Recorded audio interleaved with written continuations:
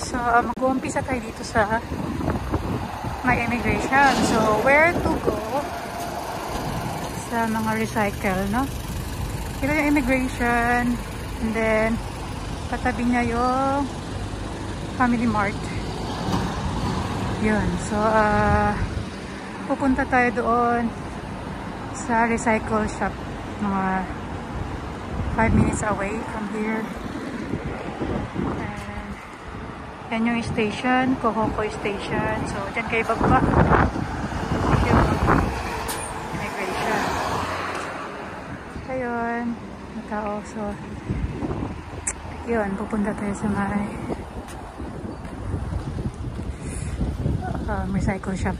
Yung my red. Yung my red na yan. Yung red na yun. Na signage. So, 5 minutes lang by walk. Galing dito sa immigration. So, pwede din kayo tatawid dito kasi nandun naman siya sa my right. And then, pwede din lumiretso.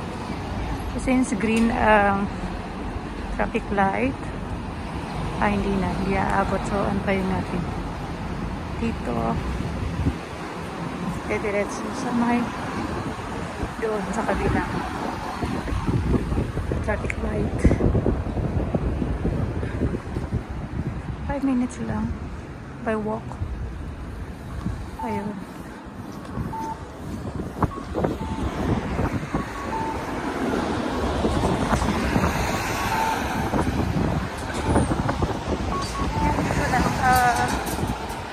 So kung galing naman dito sa may Kohokoy, yan yung Kohokoy. Pababa lang dyan, andun yung immigration, at saka yung Family Mart. Una yung Family Mart, tapos yung immigration, tapos dito naglalakad hanggang dito. Ayun. Kita nyo. Yung yan, Treasure Bank. Treasure Bank. Okay, let's go. Medyo magulo yung ano ko, no? Walking, no? At pala may handle ako, no? So, sisilip tayo. Hinayaan kung ano-ano dyan. Dahil, mura lang dyan. Mga damit, mga used clothes,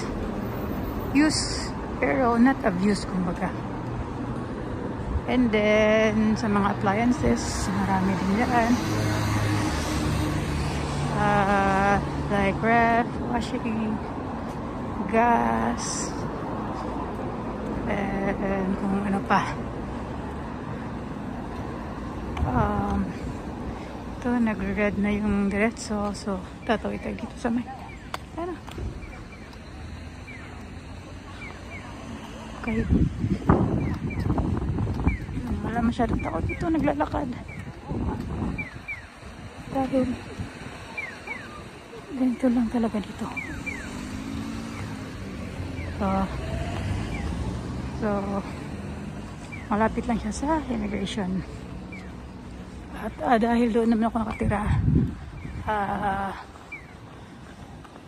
talagang pag may time dumadaan dito kami ng mga pinsan, at minsan may mga Pilipino dito na pupunta din. Ayun, yan na po. Yan na, ito po. Itong red na signage. So, dito lang. So, yan. Treasure Bank. Reuse is good. Ayan. Treasure Bank. So, dito tayo pumasok. So, open sila ng 11 in the morning hanggang 11 midnight. tayo dito eh.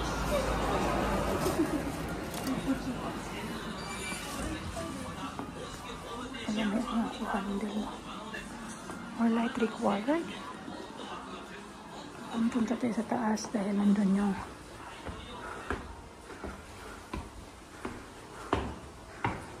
mga murang appliances. Tsaka actually bawal dito yung camera, so wait lang. Ito po yan. Ayan. Yun yung entrance doon. Tapos papasok ka dito. So marami na ditong ganito.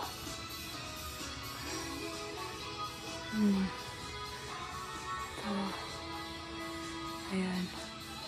Magamit sa yan. Ayan. Yan naman. Papunta doon.